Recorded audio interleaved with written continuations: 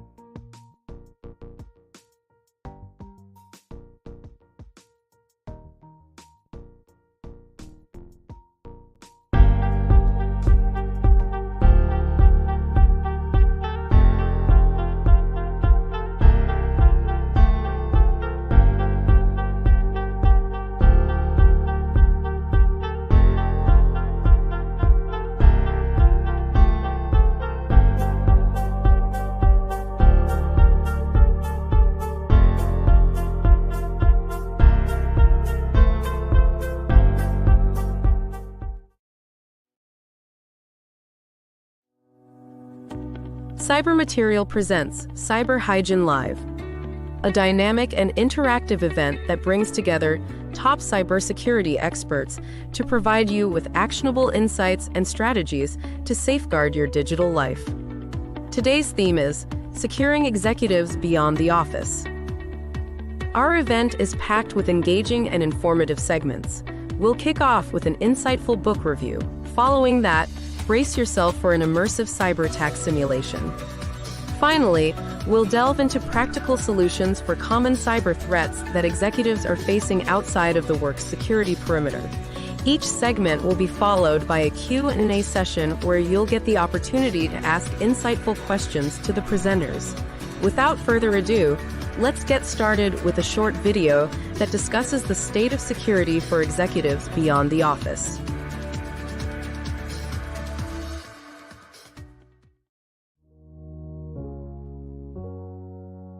In a world where business extends beyond the boardroom, executive security is more vital than ever.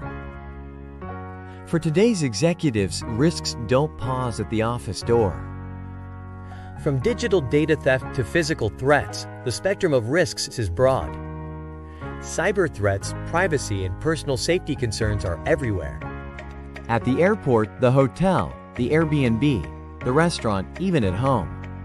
In 2021, business email compromise attacks made fraudsters nearly $2.4 billion. 99% of executives have their personal information listed on over 36 online data broker websites. As business transcends borders, so should your security measures. It's essential to integrate advanced cybersecurity defense strategies and physical security protocols. Not just in the office, but wherever business takes you.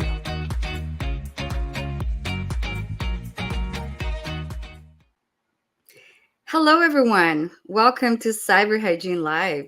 I'm Sophia, your host today. For our first segment, we will do a live cyber review. Cyber review is a visual Q&A which sheds the light on cybersecurity books, ideas, tools, vendors, careers, and best practices. Today, we are talking with Igor Michalczko, author of the book Cybersecurity for the Executives, a guide to better protect your most valued asset. So let's watch a quick introduction about his book. Today, we are introducing Cybersecurity for the Executives by Igor Michalczko.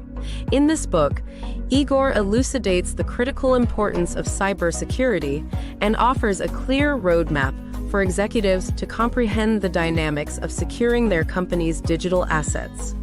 Get ready to dive even deeper as we unveil the writer behind these invaluable insights.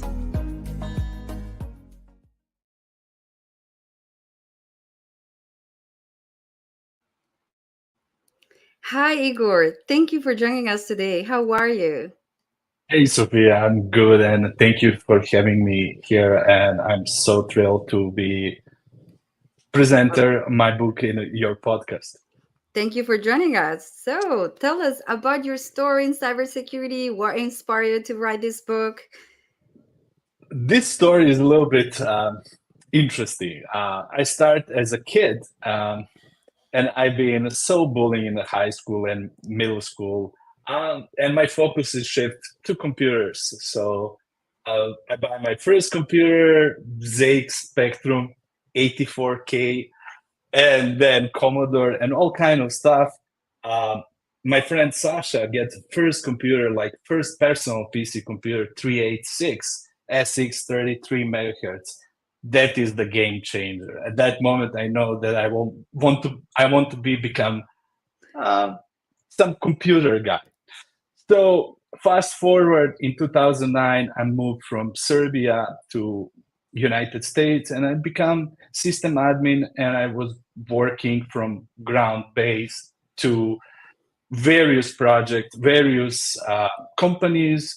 I have 20 years career in the IT industry, from technical support level 1 to senior role as a subject matter expert in system integration and cloud infrastructure.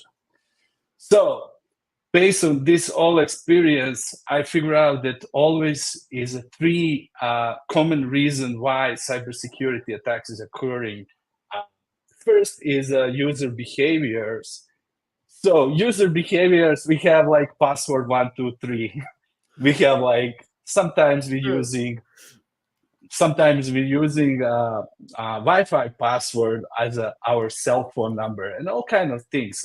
So clicking on the phishing emails, all kind of stuff. That is the first thing that I notice. The second is I call open invitation. Open invitation is, for example, if we have like Apache server that is not patched and we have known vulnerability, that is the open invitation. And the last and most important part is not investing in cybersecurity.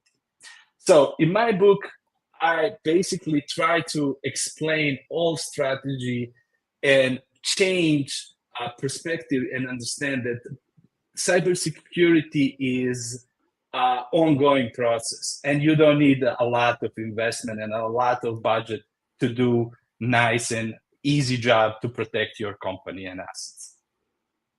Okay, that's a great journey, and I guess that's the pinpoint on why you started writing this book, and that's a great like example on why you got the passion and everything behind it. So, can you tell us some key strategies that you recommend for executives to better protect their organizations from cyber threats? So the most important key strategies, like I say, employee education or cybersecurity awareness. Sometimes we don't have like luxury to invest, even if we create PowerPoint presentation and explain common phishing attack, explain everything what we can do to protect assets, to protect data or private information or customer information. That is the one of the crucial aspect to protect.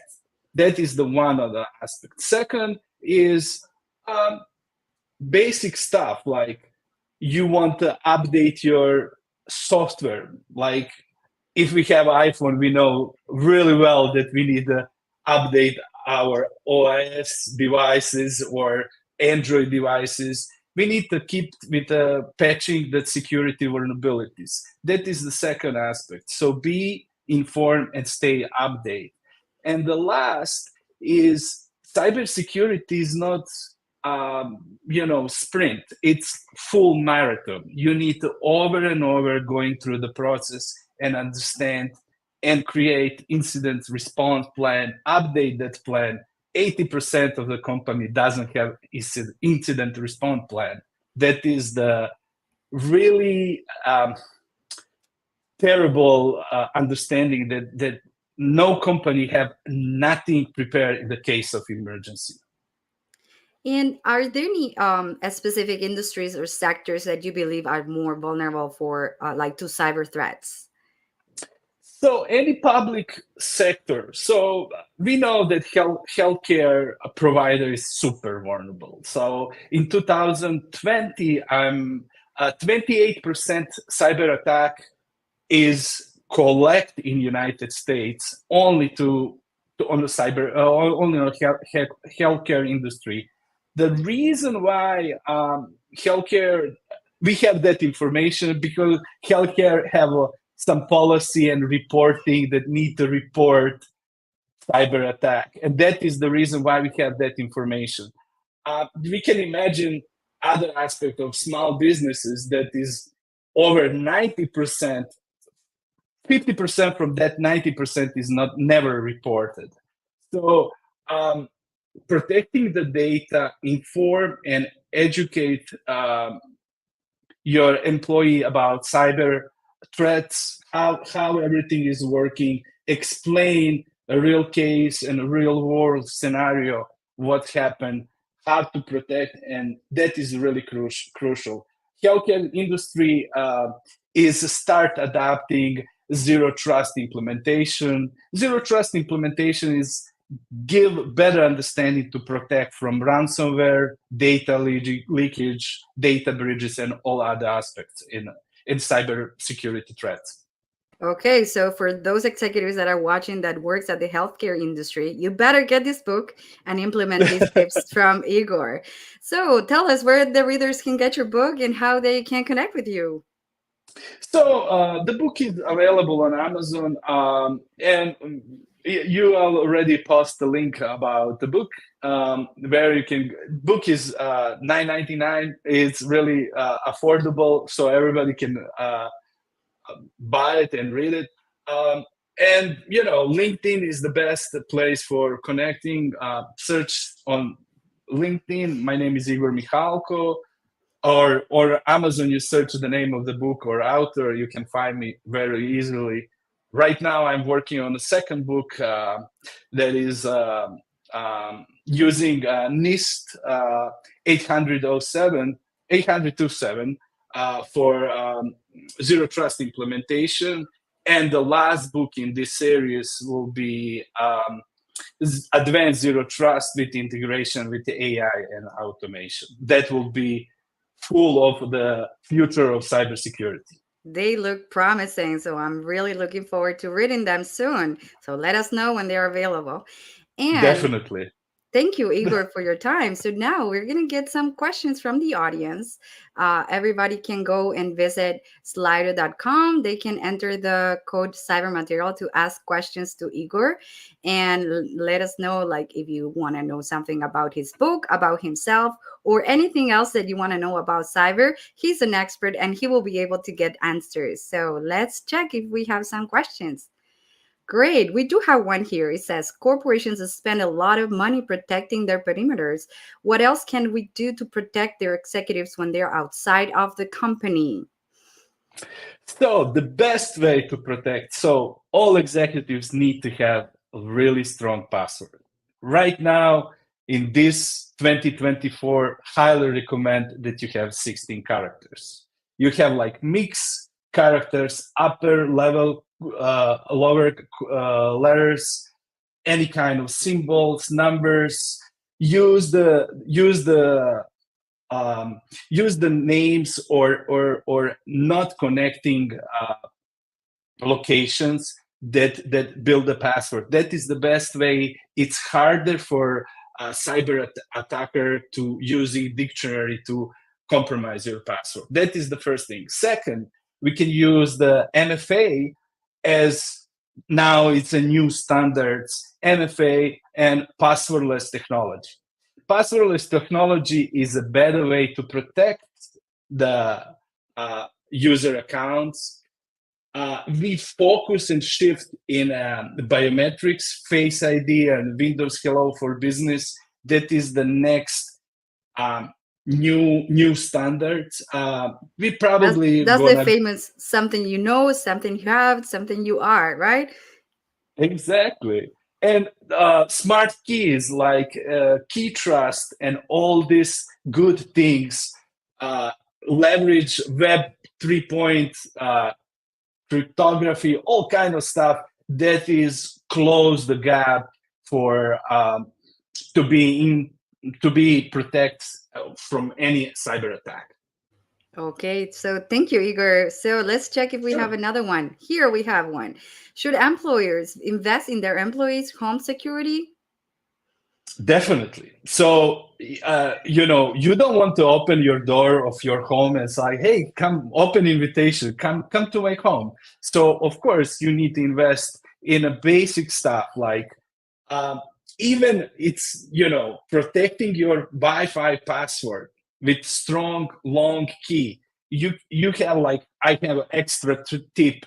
You can create a QR code to scan your phone and you are joined to the network. You don't need to type everything. So please go away from the phone number or password 1234 in 2024. This is really crucial. And really reliable internet service provider is really important. And block everything on the modem if you can. If you open some ports, try to monitoring that ports. You have like smart application now, like TP-Link or Deco. It's not sponsored, but I'm just telling you because I love to use that.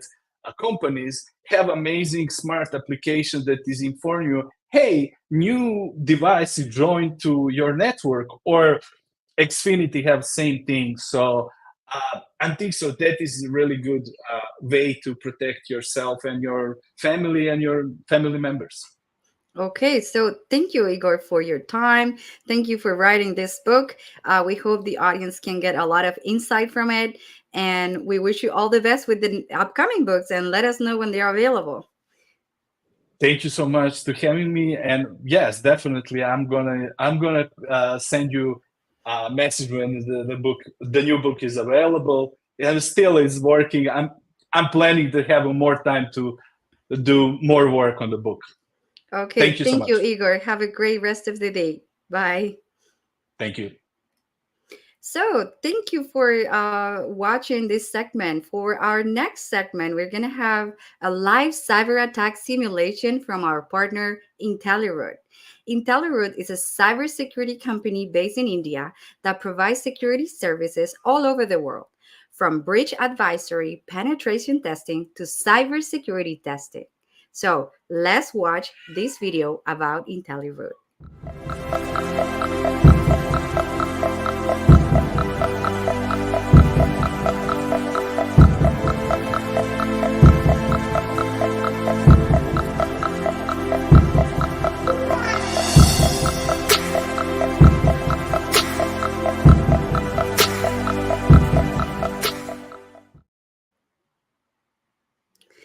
Hi, Pratik. How are you?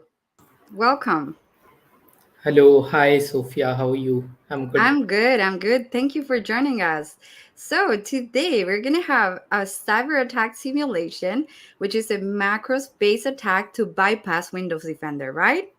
Yes, yes. Great. So, can you tell us about yourself? What is your position at IntelliRoot? What is that you do? So, hi Sophia. So, I am offensive lead at IntelliRoot. So, I'm doing red team operation. I'm a red team operator at IntelliRoot. And I do all kinds of offensive security, be it phishing simulation, be it spear phishing or OT services or IoT, SCADA, everything. Okay, so while Pratik is getting ready to show you his screen, I'm gonna give Yes, you a background on how this attack simulation is gonna be done. This cyber attack is a macros based attack that is gonna yes, bypass Windows Defender. The yes, background story is we have a CEO, which is a high profile market from a high profile marketing firm. He receives an email from a valued client that he actually trusts. But the thing is, like, he missed a small typo on the domain from the email that is coming from. So this is a typical like phishing attack. The sender's name match, but the client domain doesn't. So he receives an Excel file that he's gonna click on it, download, and get the payload installed on his computer. So let's watch it from Patrick, how he's gonna be doing it. You okay, ready? yes, yes. Okay, you I've shared. can, yes, show your screen. You can, yes. Okay, I have it here. Just let me know when you are ready to show your screen. Yes, I've shared my screen. Is it? Yes, you can click on your desktop and then I will add you to the perfect. There you are. Okay, Okay. now you're live. So show us how is it done. You're gonna show us a screenshot of the email address the CEO received. Yes. So, as Sophia already mentioned, so this is the phishing email which CEO of high profile marketing company, which is dear Mr. Harper, will receive. So this is the phishing mail. So where some exclusive partnership with Johnson Innovation, which is one of their valued client. So after receiving this email, any CXO, any executive will think it's a very good opportunity for us to have a partnership in such a good project or such a good solution. So there is one catch, which is this attachment, so which is scanned by Gmail also. As you can see, this is our Excel file which is attached to it, and whenever this victim will click on this XML file, it will get download, and it will not get detected by any browser security solution, maybe any, or neither Including from Windows Defender too. Windows Defender too. Yeah. Okay, so the executive is going to click on this email because he trusted his partner, but he didn't check there's a typo on the domain email address. And he's going to download this Excel file on the computer. And he doesn't have to click anything else, just download No, it. And the just download. payload is going to get executed automatically. Yes, so when he will download it, it will get in his download folder or in his desktop folder. He will receive that. When he will open that macros file, macro enabled file, this is our victim machine, which is Harper's machine, and this is the attacker's machine, which is Kali Linux. So as you can see, I don't have any active connection yet. This is my listener turned on. So when victim will click on the Excel sheet or any macro enabled document, be it a doc file or a note file, anything. So there is a buffer time of 30 seconds. So so it will take 30 seconds to get our connection. As you can see, it is still loading.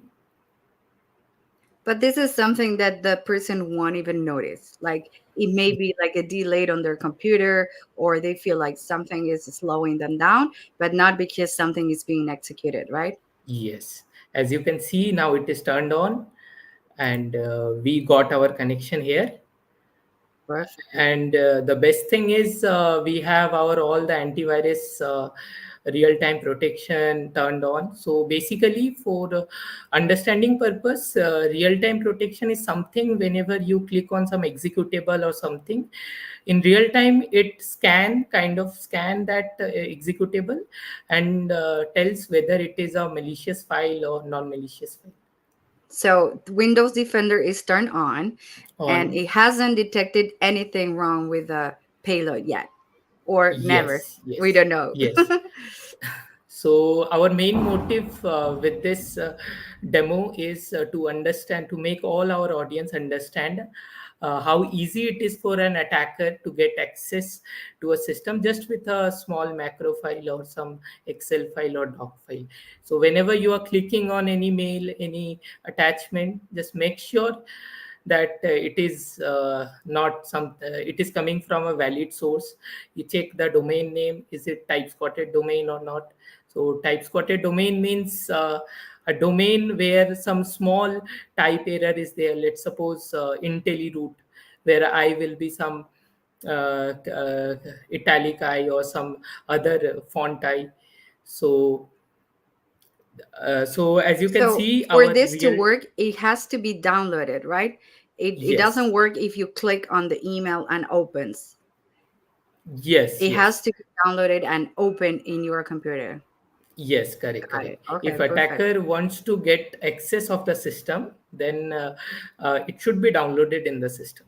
Perfect. Great. So now what happens now? What is the attacker going to do that now they have access Yes. to Mr. Harper's computer? Yes, yes.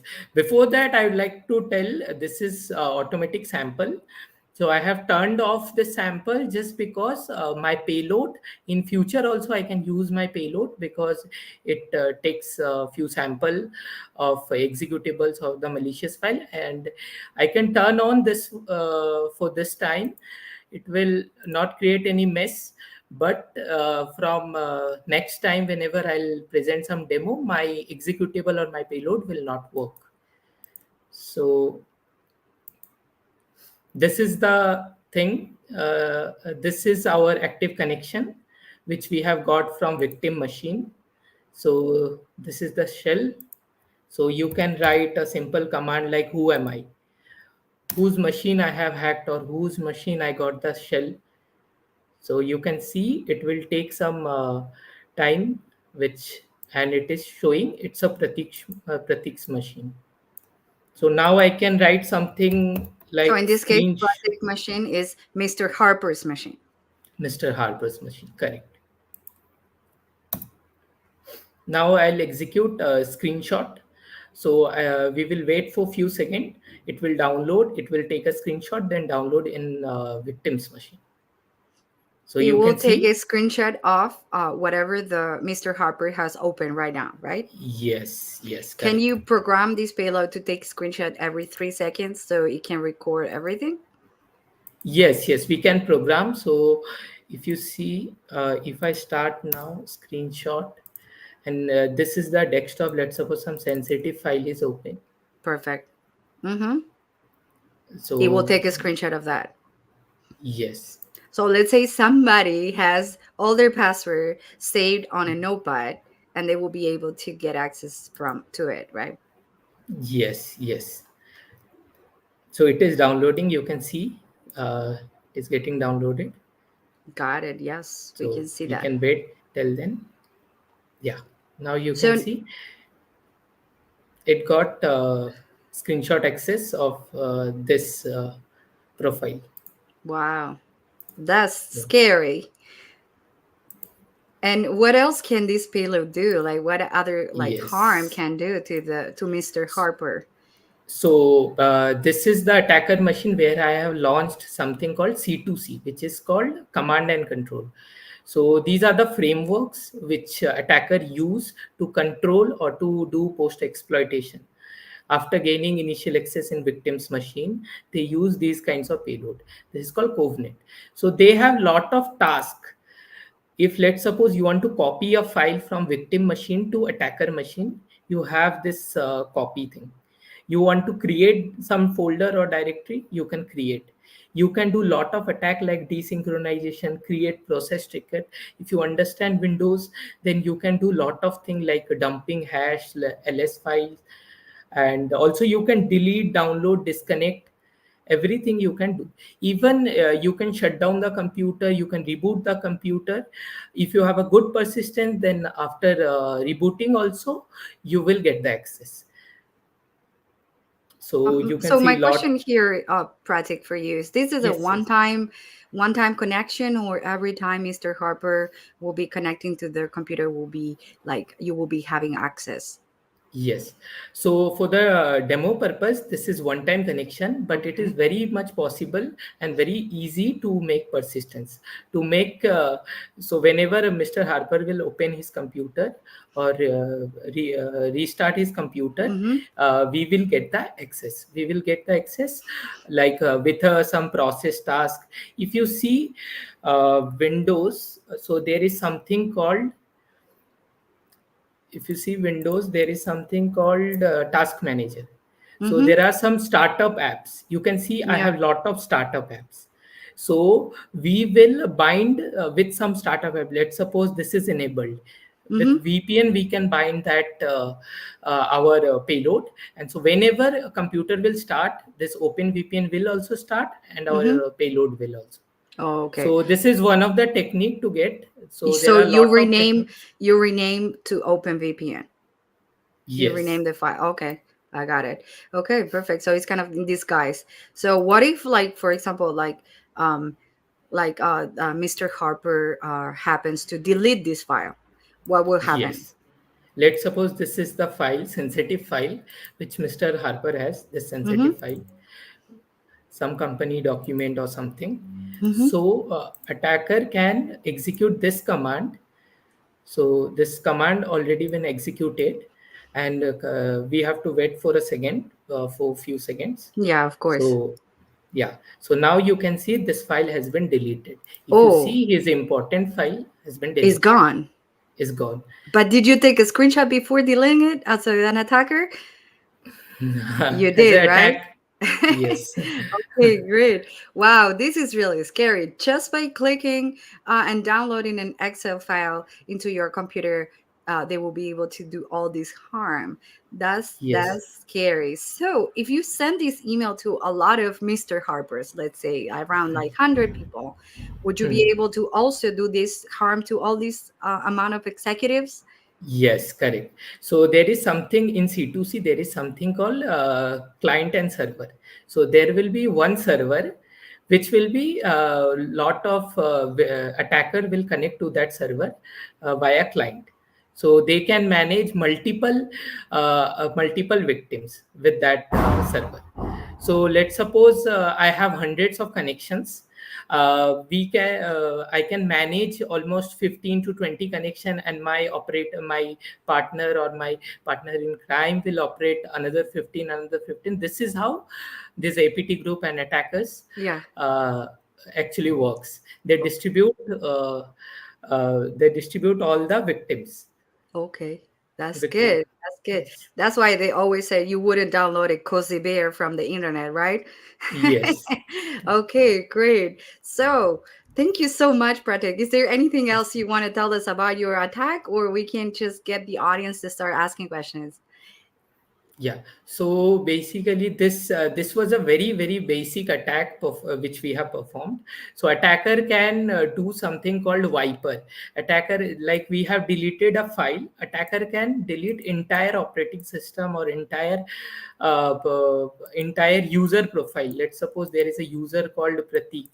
He can delete entire user, or he or she can do something called ransomware, where they will encrypt all the files, all the system folder files, and so with some encryption technique, maybe AES or some key, and there will be some private key, so they can ask for ransomware, let's suppose $500 to decrypt your file. And there is very less chance that after getting ransomware, attacker will give you your decryption key or Okay. private key. Okay. Is there any signature on your payload or something that they can ping back to you? So for this demo, I don't think any signature. Can you come again? Like what you Like, is asked? any signature like when like if you happen to do like a ransomware or something and they have to like analyze the file, is there any signature that they can trace back to you? Aha. So this is possible if you have a good forensic guy. He understand computer. He understand Windows API and all this thing. So it is possible, but chances are very less that attacker uh, uh, will get caught. Okay, so now we get some questions from the audience here. I'm gonna start like asking these questions. Let's see. Okay, if I suspect that I downloaded a macro file like this one, what should I do? Sorry.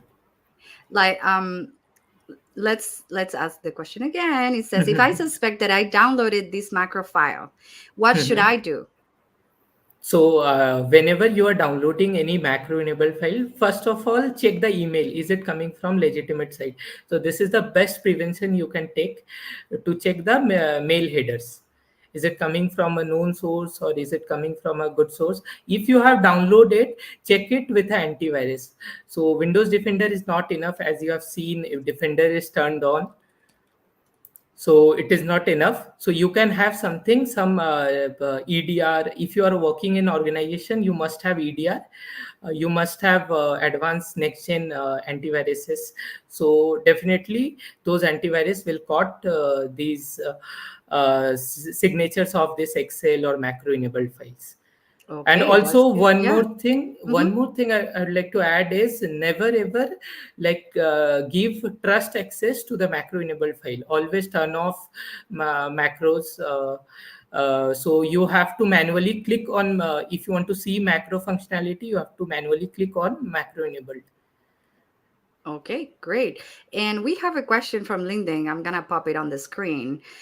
We have Yash asking how to recover from this attack. I'm gonna also get Mr. Abhijit on stage.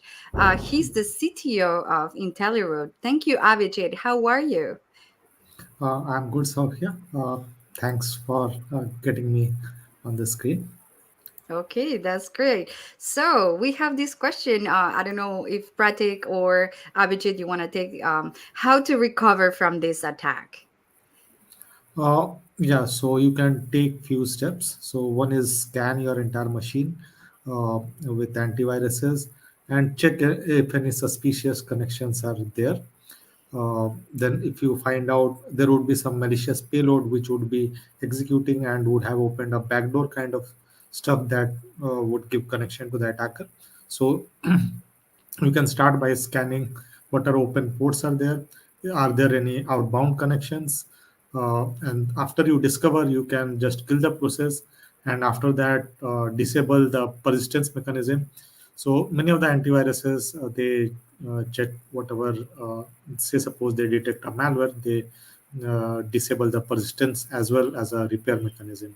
Actually, So we do have a similar question. Like, if they downloaded this macro, like this one, like if can this hack work, like work the same with another antivirus?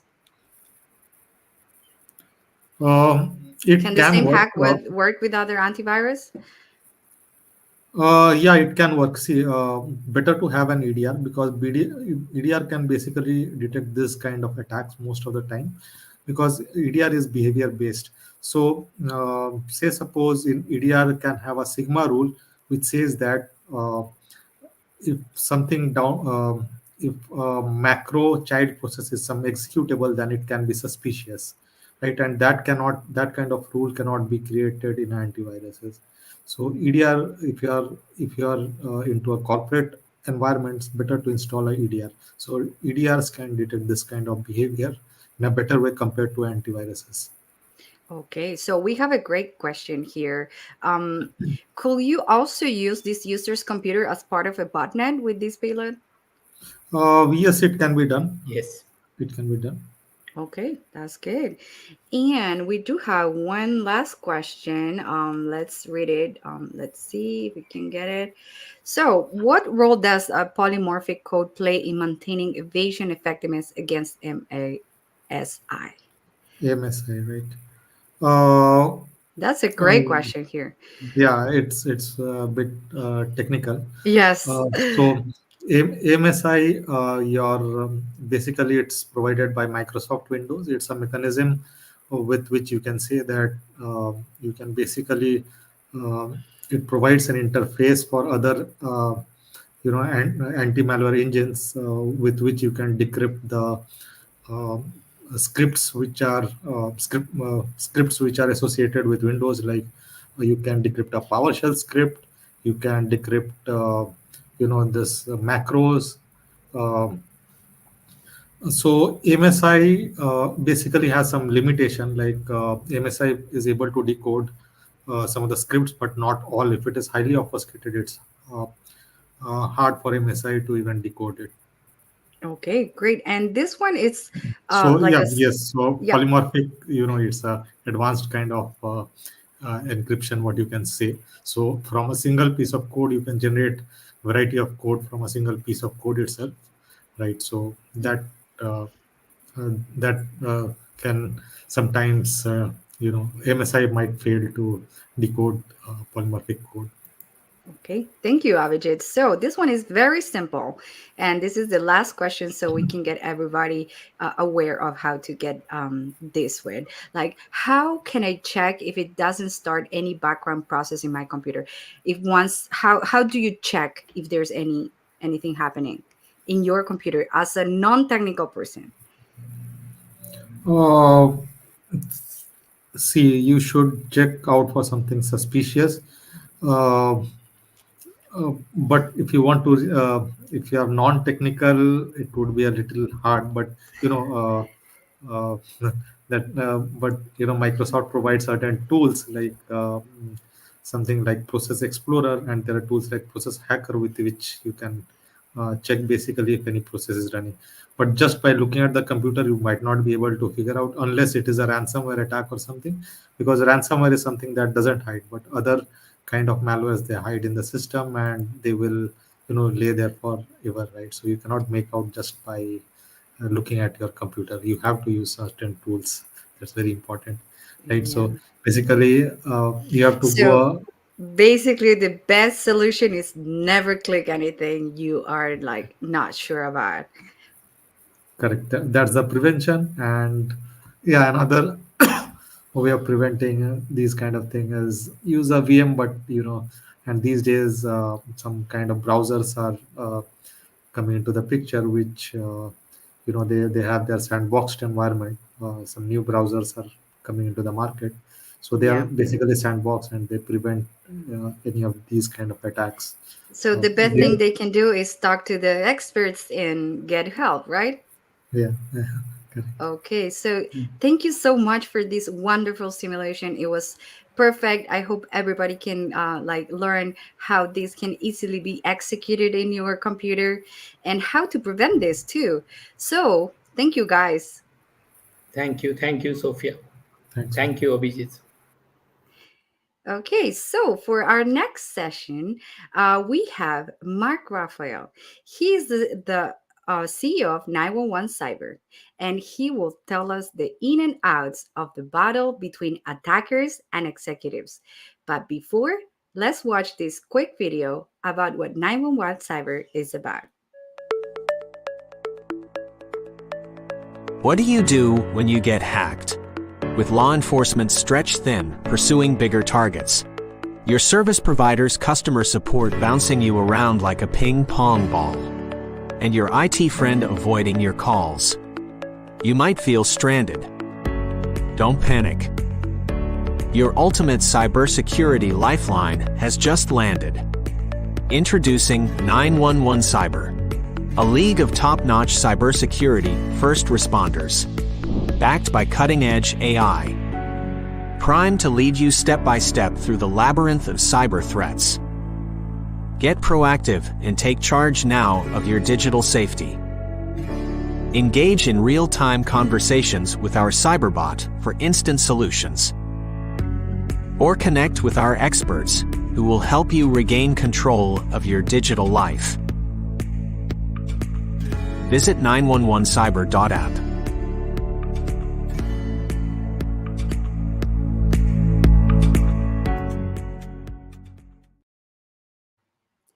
Hi, Mark. Welcome. How are you?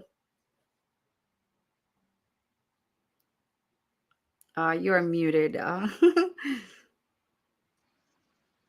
This. We can hear you very well. Maybe you can remove your headphones. It's gonna help you. Yes, don't worry. So we're here with Mark. He's gonna tell us about the in and outs of the battle between attackers and executives. He's gonna walk us through on who, how, and where the executives are being attacked. Mark, you want to take it over? Hello, everyone. Thank you, Sophia, for having me. Can you hear me? Yes, wonderful now. Perfect. It's a pleasure to be with you to be able to discuss the battle between cyber attackers and executives. As all of you may know, cyber attacks are occurring on a daily basis. Actually, there is a statistic saying that every 39 seconds, there is a cyber attack happening somewhere. So it's not only attacking enterprises or corporations or government or even industrial systems, it's also individuals. So what's happening is that they always say that in cybersecurity that people are the weakest link. So sometimes when it's too difficult to just attack the systems, the bad guys, they go after the people. And executives are prime target for those attacks. So in this presentation, we will discuss some actually details about exactly who are the attackers, where they are coming from, why they are doing that, and exactly some methods they use to attack those people. Actually, the first thing will be who are the executives? We consider as executive anybody that has like an important position at a company. It doesn't have to be the top CEO or a C-level executive. It can be somebody working for a nonprofit. They got like a lot of responsibilities, or any other institution. It can be a public institution as well. So the thing is, the bad guys, they identify those key peoples. They can find them on LinkedIn or in breach databases, and then they target those people. Now, those executives, they can come from any industry. We highlight a few industries here, like IT and healthcare, that I believe somebody else mentioned earlier in the event, and then finance, and then government and defense. Sometimes they attack a contractor. They try to hack a contractor in order to be able to attack the government. And right now we have seen a lot of attacks against industrial systems, like very critical infrastructure, so like water plants and energy plants. So this is why it's not only the top people. Sometimes it's and we have seen attacks to actually towards people having key positions in multiple companies, and sometimes it doesn't have to be a corporation. And then those attackers, and they also are coming from everywhere. So we know that right now cyber warfare is a thing, and some entities like nation states, they attack key people working in governments or in certain companies in order to debilitate other targets. In this case, it can be like they try to, let's say, we have some cases where an attack from North Korea try to hack like a company, and then we see they go after directly the executives because they think that they can actually debilitate this company or they can debilitate the country. So we do have like organized criminals. So those guys mostly, they know very well what they are doing, and they're after either money or other objectives. So they are also, they can hack executives. They sometimes they don't go directly after the companies because it may be too complicated. So they go directly after the main people working for those companies. So we have activists. So we have learned in the past, and there were some attacks like people not happy with certain political decisions or stuff. They used to either try to attack like some specific politicians or head of enterprises doing deals with those politicians. So it's something and coming from activists as well. We do have and lone wolf. So there are a lot of cases where just simple individuals, they do have the skills and they decide to go after high profile individuals because they can. So sometimes it's too easy. They say, you know what, I want to have the thrill, so let's just go and do it. I will be able to brag with my friends about hacking this person. So and just here I took actually three examples. The one from Sony in 2000, Sony Pictures Entertainment in 2017, where the attack was reported to be perpetrated by a North Korean group, and then they went after the executives of Sony, and then they put out all the information, which caused like a mega issue here in the US. We had like the case of, and I think in 2020, and Jeff Bezos at the time, I think he was the CEO of Amazon, and then he got hacked.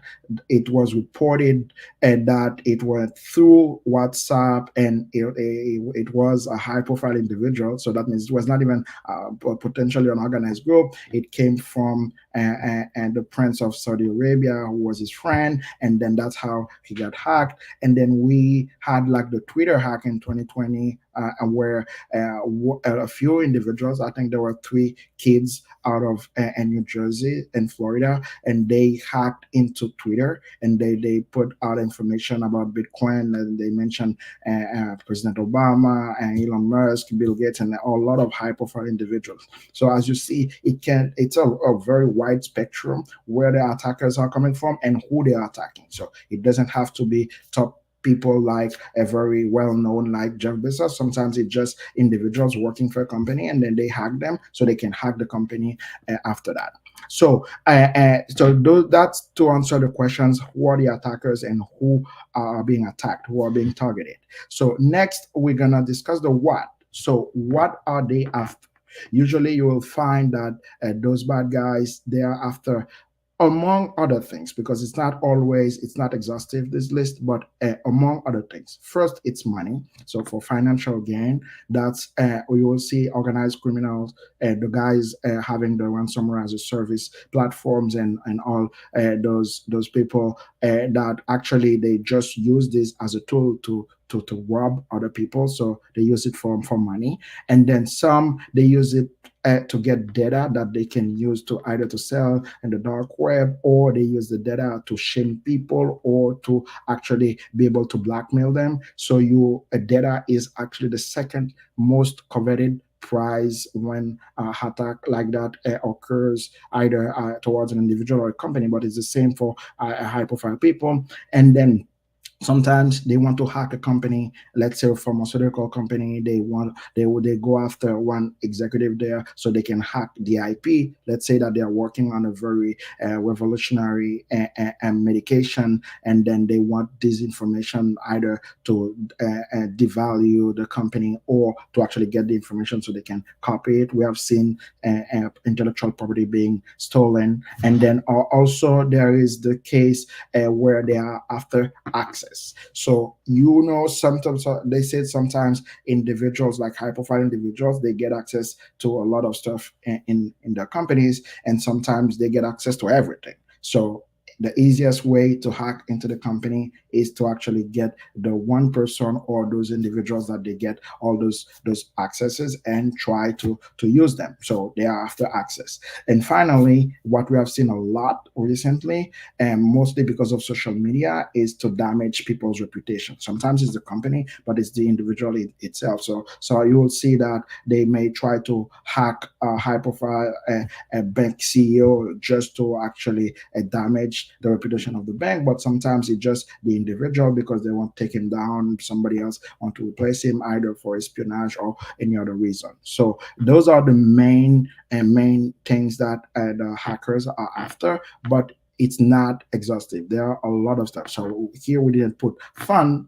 which is a really valuable thing for the script kiddies, the lone wolves. So they see that they can just say, okay, I want to brag about being able to hack anybody I want, so I just do it just to showcase my abilities. So it's also a valid reason why they are after those people. And then you have for the why. Like we talk about what they are after, but it's basically individuals like those executives. They, what we call, they are usually the key to the castle. So what we just discussed earlier is that they say sometimes they are the god of the company. So because you are a CISO, you are a CTO or a CFO, you get a lot of access to the financial systems, you get access to SSH keys, you get access to very secretive information. So I will target this person so I can get access to the other information he has, and then later on I will hack his enterprise and I can gain more. So mostly, and we see that those individuals, they are being targeted because of access. And then, of course, we know that executives, sometimes they are wealthy individuals, they got a lot to lose, so they have like a career, of course. So you don't want to be a top CISO of a company and get hacked. That's a very bad image for yourself, for your career, and for the company. So, but people will be after you. The same for a CEO of a mega bank, for a top level politician. So it happens. So those people, they got a lot to lose, either their reputation or even and just to do damage to their career. So that's why those bad guys, they really target those executives from any industry.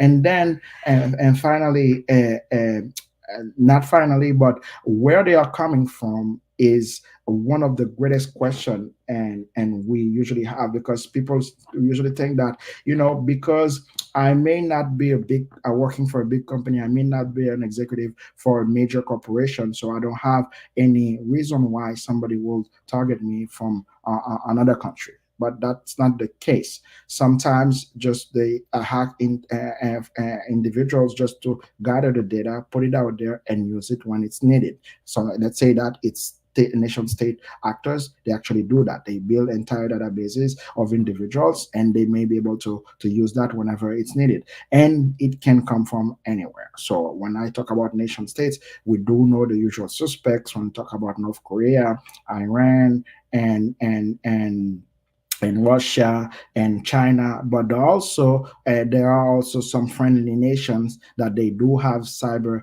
capabilities, and they decide to gather information. So if you're a politician or somebody who may be in the public administration, you should be aware that just because you are getting up in the ranks, so that means you probably will be a target. So you should be aware of that and take actions just to protect yourselves. And it's not only politicians, we're talking about anybody, because we know. I'm just going to take an example. Like there was an employee, somebody working for Tesla at some point, and this person was hacked, and we understand that this information was being used to actually help another country develop is EV capabilities, so they can actually jumpstart their industry of EV. So that means it's not only about you, it may be about your country, it may be about other stuff they are looking for.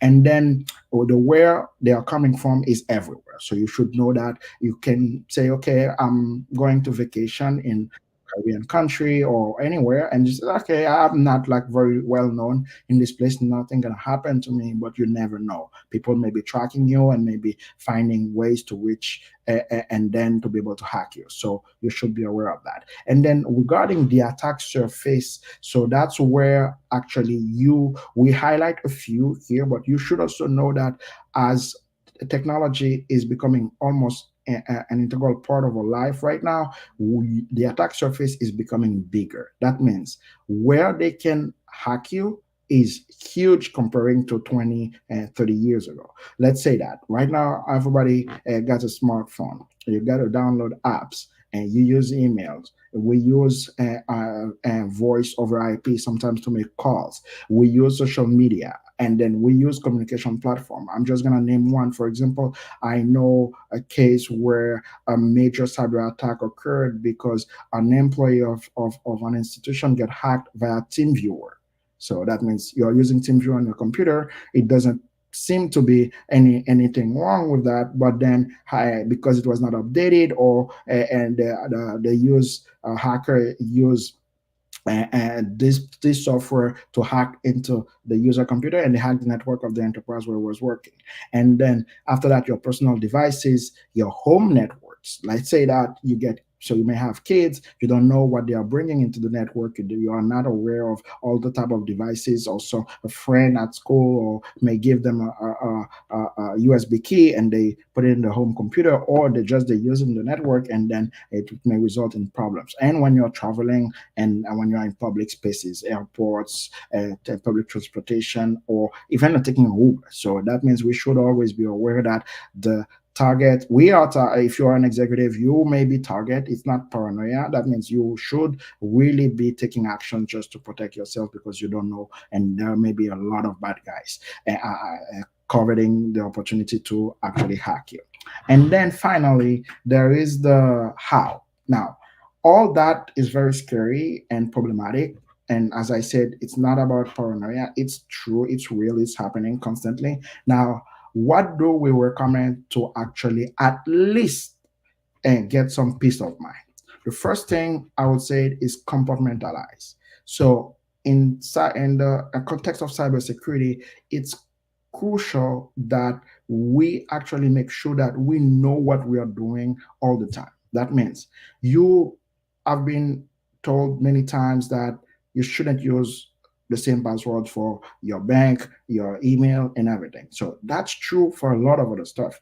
You shouldn't use the same email for all your different providers of services. You shouldn't use the same password. You should avoid using the same device to do multiple other stuff. So if you are a very busy person, you are a high profile individual, you should definitely think of having different phones to do different things. You don't want to be using your bank and using on an app to just play, and then but you know that things may happen. And then of course you should separate completely your work life from your home. And actually, one thing for people who works at home, and the thing that, and you can even separate your network. So when you're connecting your your work computer, and then you have a different IP address, you get a different thing, you use a different VPN, a different everything. And the same, I do recommend to actually separate everything and make sure that you know what you're doing. There is one simple thing I would recommend, which is email aliases. It's a very effective way of tracking who you are giving what to. Let's say that and you are buying a target online and they request an email address. So you can just go ahead and create an email alias and use this email alias for the specific vendor, the specific provider, just because you will be able to use them and to know when you're receiving spam. But also if something happens and target get hacked, you won't be able the bad guys won't have your main email, or they won't have the main email you use to get access to your bank. So it's crucial to actually compartmentalize and make sure that in this case use email aliases. And then the other thing is fortify your fortress. This is something very, very important. It's like right now, individuals haven't been thinking of securing their home or securing their personal life.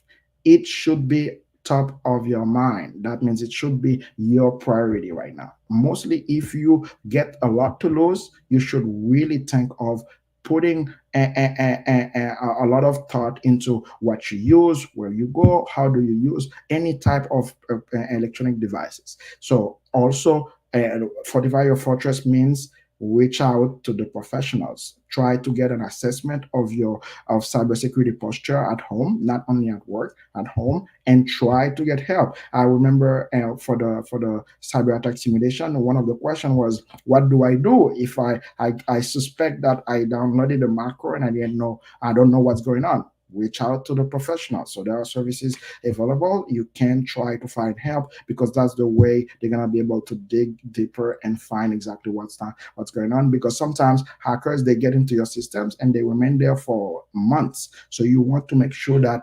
your life, your home, your personal life, personal and digital life is secure. So feel free always to reach out to the professionals. So thank you so much, and I hope if you have questions, I hope I'll be able to answer some of them. Yes, let's open the floor for some questions. We have a couple of here. Let's do it pretty quick because we're like running out of time. How can executives protect themselves and their families? This is a question we have right now. And I will say it's a long journey. You got a lot of work to do. But first, I will say start having an assessment of your digital security environment. So that means, let's see, how many passwords do you have, or how many accounts do you have? What are your kids using? Do they have control parental in the devices? And of course, if you don't know specifically how to do that, reach out to a professional so they can guide you into what are really important. So, next question is, Mark, as a cyber professional, what are the things you will recommend us to do first?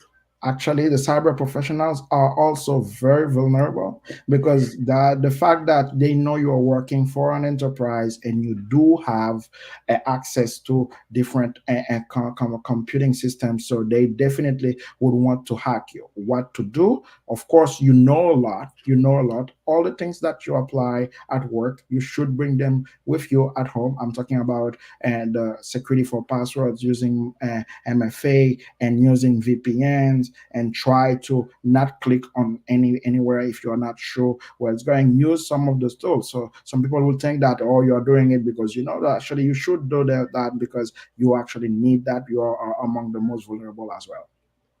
So, thank you so much, Mark, for your time. This is a wonderful presentation. I hope everybody got some tips and insights. And thank you, everyone, for joining us at Cyber Hygiene Live. Don't forget to subscribe to the Cyber Briefing newsletter for a chance to win a Bitdefender 1 year license for antivirus software. Simply visit cybermaterial.com and provide your email address. We will do a draw after the end of the week, and we'll notify the winner of a 1 year license of a Bitdefender antivirus software. And we hope you had a wonderful time, and we look forward to seeing you at our next event. Be safe out there and don't hesitate to ask for help to their professionals. Thank you so much. Bye.